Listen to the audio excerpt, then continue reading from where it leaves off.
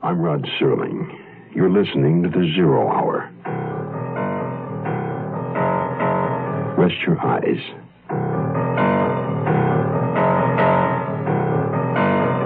Exercise your imagination. This week, Tobias Wells' neo-Gothic tale of small-town terror. A Die in the Country. Starring Peter Marshall, Susan Strasberg, and Andrew Duggan.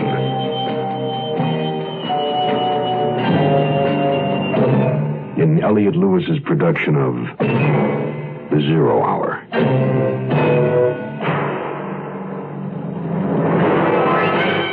The Mutual Broadcasting System presents The Zero Hour. Sponsored in part by State Farm Insurance, the makers of Wrigley Gum, and the makers of Delco Batteries. This is The Zero Hour on Mutual Radio.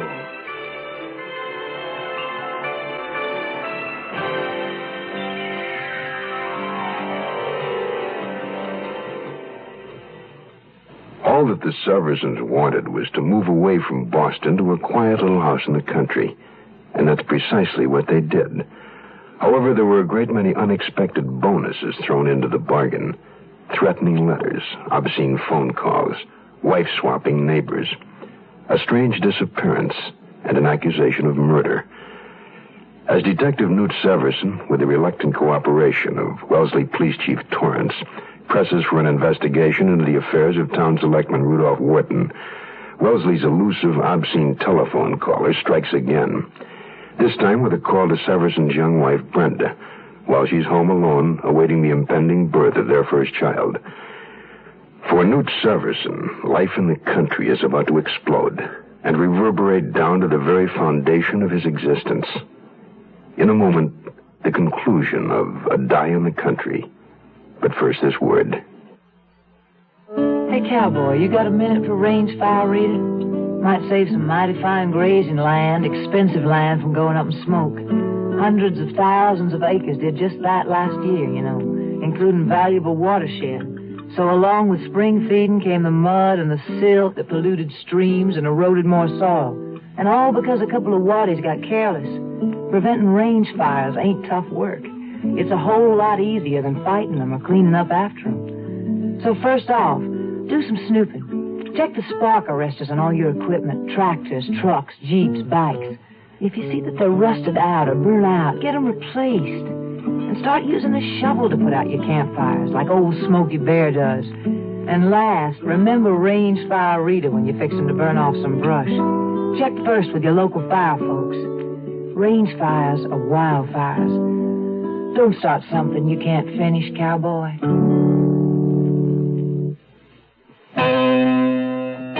I was furious with myself for not being home with Brenda at this crucial stage of her pregnancy. I was just caught up in this Wharton business, so when Brenda got that crank phone call, it just set me off. Never mind Rudolph Wharton and whether or not he did or didn't murder his wife. Let's get this damn phone freak out of circulation. Calm down, Severson. Just get on home to your wife. We're working on this telephone business. There's one thing, Chief. This puts young Farley in the clear about everything except that car theft charge. And he can probably be released to the custody of his parents pending his arraignment. If they want it that way. I think maybe they will. I'll get back to you on the Wharton case as soon as I'm satisfied my wife feels okay. And I'll get on the airlines angle meanwhile. Oh, but will you do me a favor, Severson? Play this close until if and when we really have something. Yeah, I know. Wait a minute. This call to Brenda gives us something new on the phone nut. What's that? He didn't work from the Wellesley directory this time. We're not in it. He must have gotten it from information then. No, he couldn't have. We have an unlisted number.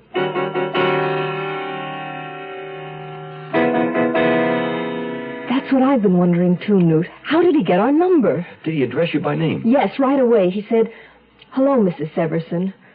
But you didn't recognize the voice at all? No, it was deep and, sort of suave sounding. Yeah, Dolly Celine called it sexy. Oh, well, I'm not Dolly Celine. I would have hung up on him right away, but I knew you'd want me to find out everything I could. Thanks, but I hope you didn't stick with that nut too long. I couldn't.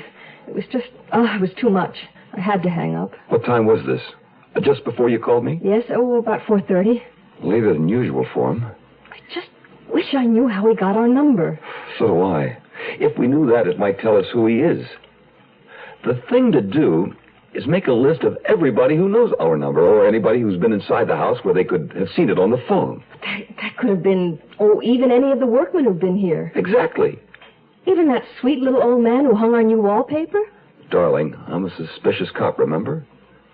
That sweet little old man could very well have a sexy telephone voice.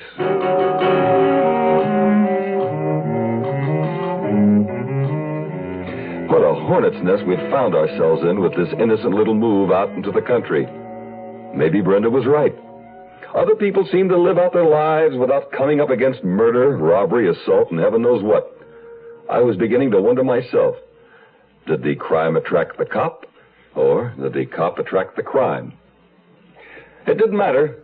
At the moment, I considered myself on a possible murder case, and I figured by now my contact in California had had time enough to check out that house and its neighbors in Riverside.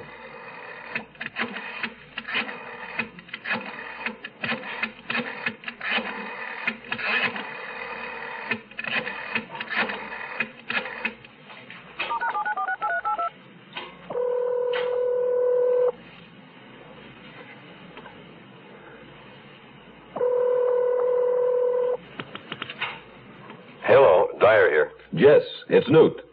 Find out anything for me? I don't know, but for what it's worth, here's the rundown. The neighbors don't seem to know anything about a sister, but then they say Eulalie Mayhew isn't much of the neighborly type. You mean her sister could be there, and they wouldn't know it, huh? That was the impression they gave me. But none of them could say that they'd seen both sisters together? No, I didn't get that from anybody, but for your information, at the moment there's nobody living in the house. What do you mean, nobody? Whether there was one sister or two, they're not there now. The next morning at headquarters, I passed Dyer's information on to Chief Torrance. So, what do you think it means? I'd like to find out from Wharton what it means, but I don't want to flush him out at this point. Maybe Eulalie Mayhew has already flown the coop. No, it wouldn't make sense. I mean, Wharton still needs her around, right? Oh, by the way, does Eulalie have any of her father's holdings? No, Ernestine was the old man's favorite. Eulalie was left just with an annuity. More than adequate, I understand, but it was a definite slight. That gives Eulalie a bit of a motive, too, doesn't it? Oh, not for murder, I shouldn't think. But I suppose it could weaken her resistance against aiding and abetting. Any luck on that check of the airlines? Not yet. There's a chance she wouldn't have used her own name, of course. Yes? Oh, yes, of course. Tell him to come in. Wharton's on his way in. Mr. Wharton, how are you? Hello, Chief. Severson, they told me you were in here, and I was hoping to talk to both of you. Well, what's up, Mr. Wharton? Well, for one thing, I just learned that my wife has left the country. Oh? She's gone on an extended trip. I don't know for how long. Hawaii, the Orient, perhaps? Around the world? I don't know, Mr. Severson. My sister-in-law tells me she wasn't certain. In fact, Eulalie is quite concerned about Ernestine. In what way? Well, it seems our separation has been weighing heavily on her. She's been very depressed. And now, suddenly, she's just packed up and gone. Eulalie's quite distraught. Oh, I'm sorry to hear that, Mr. Wharton. Any way we can be of help? No, there's nothing even I can do. We're just hoping Ernestine will be in touch with one of us, soon. It wouldn't be too difficult to locate her, I imagine, if we get on it quickly enough. No, I wouldn't want her to think I was keeping tabs on her. She wanted her freedom. I think maybe a trip is a good idea for her at this time. Yeah, probably is. Frankly, at the moment, it's Eulalie I'm concerned about. I didn't think she should be alone out there worrying about her sister, so I suggested that she come here, back to Wellesley for a while. Well, now, it'll be nice to see Eulalie Mayhew again. You're going to enjoy meeting her, Severson. She's quite a woman. Yes, I'd like very much to meet her. You'll have the opportunity. That's why I'm here. You'll both come, won't you? Come? Come where? To my house, Saturday night. I'm throwing a little party for Eulalie to welcome her home. We're we're number one. We're the largest company, and you don't get to be the largest company unless you're doing a little extra for people. Agent Bill Rich of Logan, Utah, explains why State Farm Mutual is the world's largest car insurer. This is what the consumer feels, and you know that if a consumer feels State Farm is number one, it's got to be on two things, service and price. And if you're not competitive in both of these areas and do the job, the customer is not going to rate them where they have. We're number one. We only got there because we were most competitive, or as competitive as anyone, and because we're there to serve. Service and price. That's what car insurance value is all about. And there are two good reasons to see your nearby State Farm agent now. And like a good neighbor,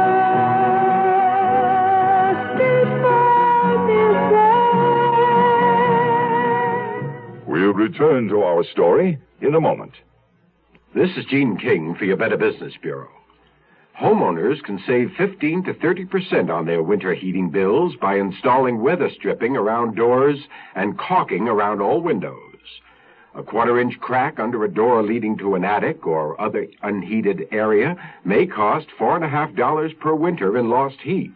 Incidentally, you can also increase the wintertime comfort and decrease the heating bills you'll have to pay by installing storm windows, which reduce loss through windows by 50%. Storm windows usually pay for themselves in 7 to 10 years, and thereafter return an annual dividend of 13 to 18% in fuel savings. Another way to reduce loss of heat in winter is to install proper insulation. In a cold to moderately cold climate, a homeowner can save enough on his fuel bill to recover the cost of the insulation within 8 to 12 years. A consumer tip from your Better Business Bureau. Brenda's only concern when I told her about Wharton's party was which of her maternity dresses looked the least like a maternity dress. My concern was that I had Dr. Abrams' number in my pocket. It would be just like our stubborn son and heir to put in his belated appearance just as I was closing in on a murder.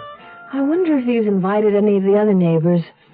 Mercy Bird wouldn't come if he asked her. Mercy's only come out of her house long enough to give Algernon a quick walk lately. She must be busy writing a new book. As long as she's not writing any more letters. What about the Farleys? Do you think they'll be there? I doubt it. I gather the only neighborliness between the Whartons and the Farleys was Ernestine Wharton's friendship with young Greg. It's a shame she isn't around to help him now. Maybe not. Maybe his own parents will come through for him this time. Is Greg still in jail? No. His mother brought him home this afternoon. Oh, Newt, doesn't it scare you? Pretty soon we're going to be parents. I don't know. Junior is sure taking his time about getting here. I don't blame him, considering all that's been going on. Well, tell him to hold off at least a few more hours. I don't think Rudolph Wharton's cocktail party is going to be any place to have a baby. Saturday couldn't come fast enough for me. Call it my suspicious cop nature, but I was certain the party would be a showdown. I spent any free time I had at home nursing along the ivy I'd planted around the railing of our porch. I was hoping to catch a glimpse, a sneak preview of Eulalie Mayhew.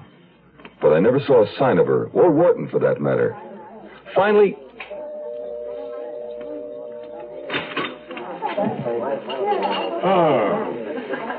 Hello, Severson. You know my wife? Yes, of course. Good of you to join us, Mrs. Severson. Come in. I want you to meet Eulalie. Before he had led us halfway across the room, I saw her.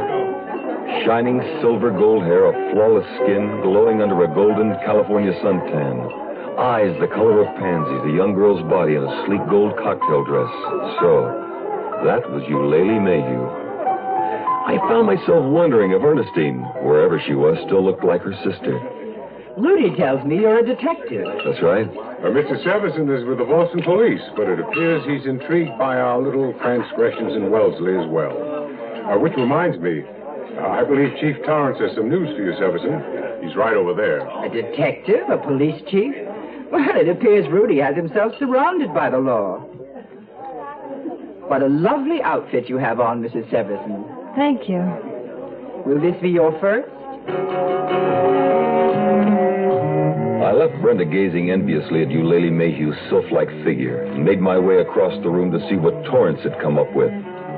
If it were the information we'd been after from the airlines, Wharton unwittingly may have just directed me toward his own undoing. Oh, Severson, you'll want to hear this. Dennehy called in a little while ago with quite a piece of news.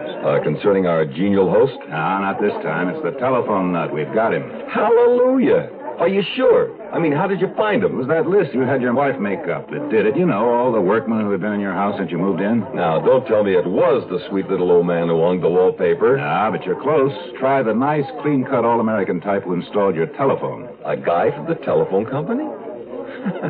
Why is it we never think of the obvious? Seems he just kind of blends into the woodwork. Nobody pays any attention to him. And once he's done his job, you forget he was there. But when we went back and checked, we found him everywhere. When Dennehy moved in on him in a cruddy little apartment over in Needham, there it was. A little yellow Wellesley directory and a raft of porno junk all over the place. Did he own up? To everything but the Dolly Saline attack, claims he never done any real harm to anyone. Just a talker, not a doer, according to him. Do you buy that? Dennehy does. He thinks the guy called her all right, but he never went near her. But then, how do you explain... I don't know. We're going to have another talk with Mrs. Saline. Chief, here comes Dennehy now. What's he doing here? I don't know, but he sure is in a hurry. I hope he doesn't knock anybody over. What is it, Dennehy? That piece of information you've been waiting for just came in, Chief. From the airline? You really hit the nail on the head, Newt. On January 9th, just the day before an E. Wharton flew out of Boston, and E. Mayhew flew in from L.A. Well, now, isn't that interesting? Uh-huh. I think maybe our host will find it much more stimulating than the usual cocktail party conversation. I took pity on the chief and went to look for Wharton myself. I found him more or less where I expected, on the terrace in the shadows with a glint of gold lame beside him. Sorry to disturb you, Mr. Wharton, but something's come up about your wife. Rudy. What about my wife, Mrs. Everson? The chief will explain. He and Dennehy are in the study. You can come too, Miss Mayhew, if you wish. Yes, of course. Has anything happened to her? I have the feeling we'll all have an answer to that very soon.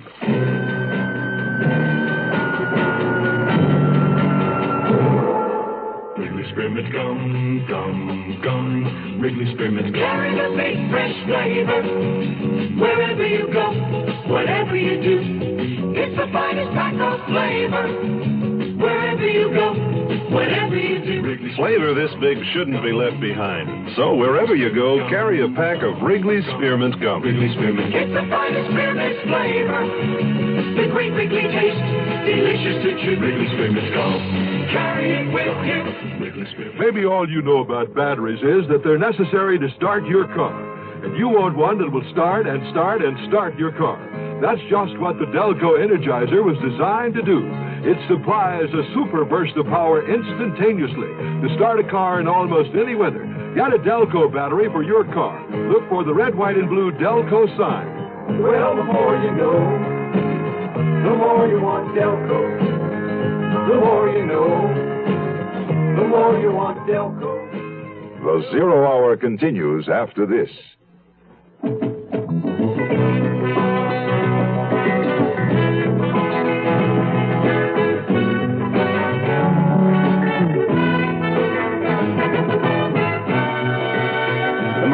Looking for a few good men who want to learn good jobs. And today, a qualified man can choose the direction he wants to go in the Marine Corps. Choose the kind of skills he wants to learn, like computers, aircraft maintenance, or electronics, radio communications, food services, aviation technology. You name it, Marines do it. If you want to learn it, the Marines will teach you skills, responsibility, and leadership in any field you can handle. Remember, qualified men can choose their own directions in the Marine Corps. Skills to learn, careers to build in many directions. The Marines are looking for a few good men who want to choose their own directions, want to learn good jobs, want to be Marines.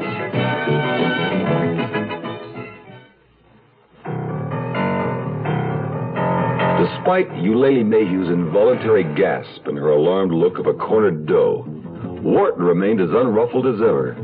I went on ahead alone to the study. A few moments later, they followed me in.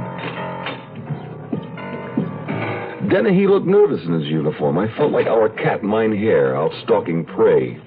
Chief Torrance was less ferocious, so I let him begin. I'm sorry, Mr. Wharton, but several things have come up that we need to have explained. Well, that's all right, Chief. I can understand your position.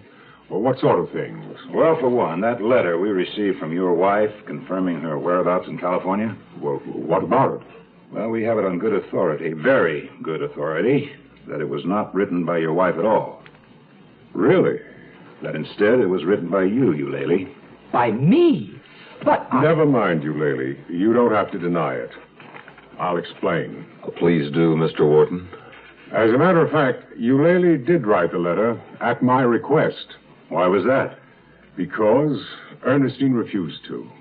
As far as I was concerned, she didn't care if I rotted in hell. You never indicated before that there was that much animosity between you and your wife, Wharton? Because I wanted to spare Eulalie. You see, the truth is, my wife was insanely jealous of her sister. Oh, that's something I never knew. Ernestine didn't seem the type. Oh, well, it was only where I was concerned. She constantly made the accusation that it was Eulalie I really loved. Eulalie I should have married. I see. Mr. Wharton, there's something else. We know that on January 10th, someone under your wife's name boarded a plane out of Boston for Los Angeles. That was my wife, Severson. Who else would it be? Eulalie? But Eulalie was in California, at her house in Riverside. No, she wasn't. We have the evidence that Eulalie came here to Wellesley on January 9th. Rudy? If she did, Detective Severson, I know nothing about it. Rudy? Were you here, Eulalie? You should have taken me into your confidence. I might have been able to help you out of this. Rudy, what are you saying? I knew, of course, how much resentment toward my wife Eulalie has always felt since their father died, leaving a will that favored Ernestine. But I never thought Eulalie could be capable of taking any kind of cold revenge on her sister. That's not what happened. Wharton, what are you trying to pull? You know very well Eulalie was here at the time of your wife's disappearance. It was at your request that she came. But that's impossible. I had nothing to do with it. I wasn't even here in Wellesley myself at that time. You weren't? I was out of town, in Virginia, attending a golf tournament. And I can account for every moment of my Look out, time. she's got my gun. Oh, Lily, put that down. No. Oh, Rudy. Why? I'm sorry. It's all my fault, Chief. Get the door, Dennehy. Keep everybody out. I better call an ambulance, Newt. No reason to. Wharton's dead.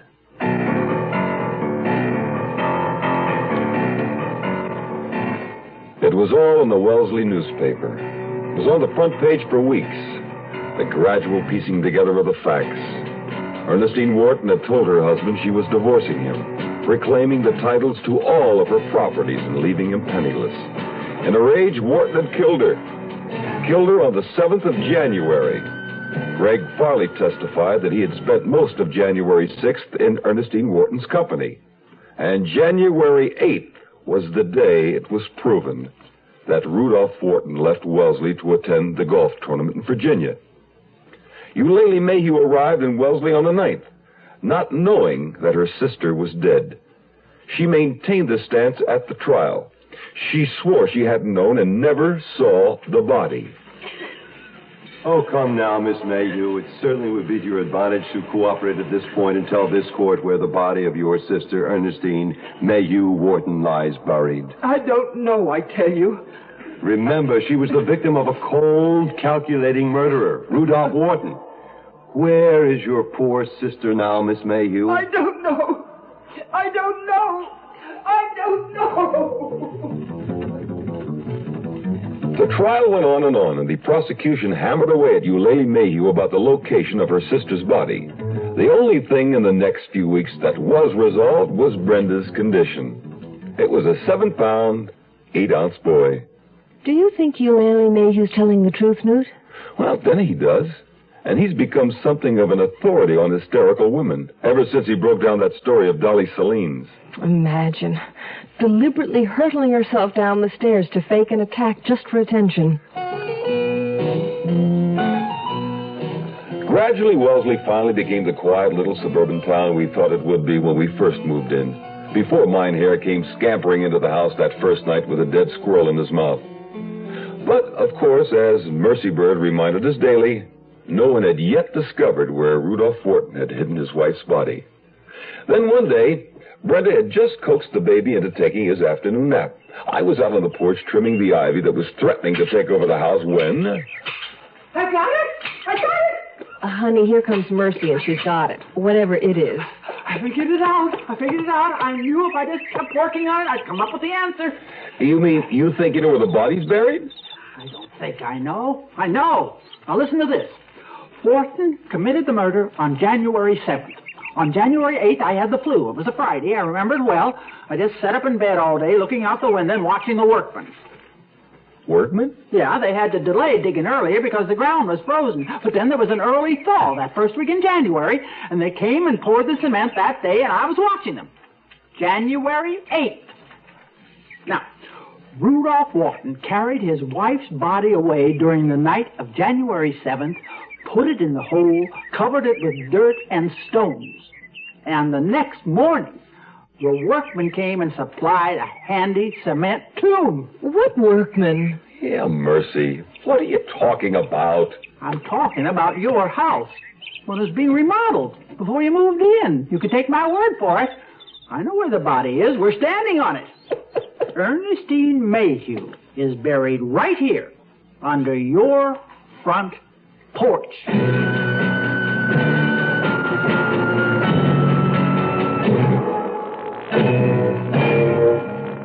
You are listening to Mutual's presentation of The Zero Hour.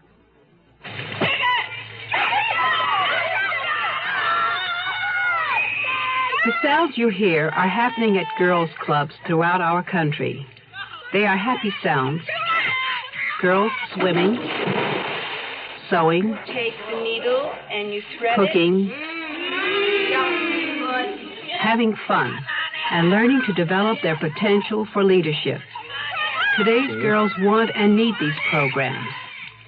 This is Mrs. Harold Kazanjian, President of Girls Clubs of America, asking you to help in your own community. Lend a hand at your local girls club, or write to Girls Clubs of America, Box 35, Grand Central Station, New York, 10017. Find out how you or your organization can start a girls club. People working with girls clubs can make a difference.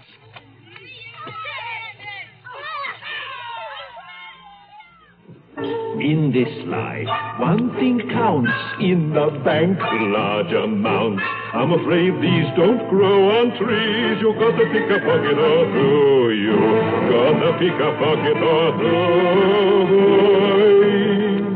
Hello, my dears. This is Fagin calling, otherwise known as Ron Moody. You gotta pick a pocket or two.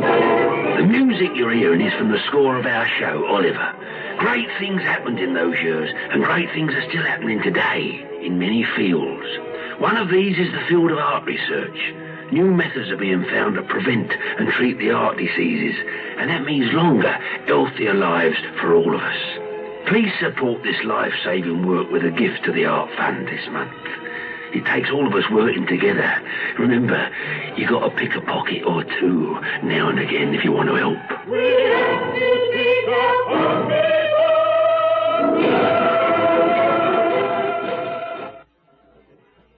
That concludes this week's production of The Zero Hour. Tobias Wells, A Die in the Country. Next week, we'll begin another exciting dramatization of a tale of mystery and suspense. We'll tell our story in 5 days, at the same time, Monday through Friday. So on Monday, rest your eyes and listen here to The Zero Hour. Today's episode brought to you in part by State Farm Insurance, Wrigley Gum, and Delco Batteries. This is The Zero Hour on Mutual Radio.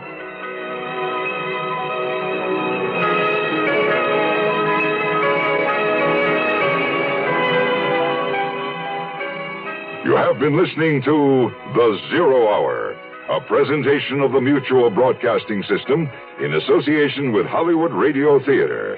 Heard every weekday at this time. Rod Serling is your host. Zero Hour is produced and directed by Elliott Lewis. The Hollywood Radio Theater theme was played by Ferranti and Teicher and is now available on United Artists Records and Tapes. Hugh Douglas speaking. This is the Mutual Radio Network.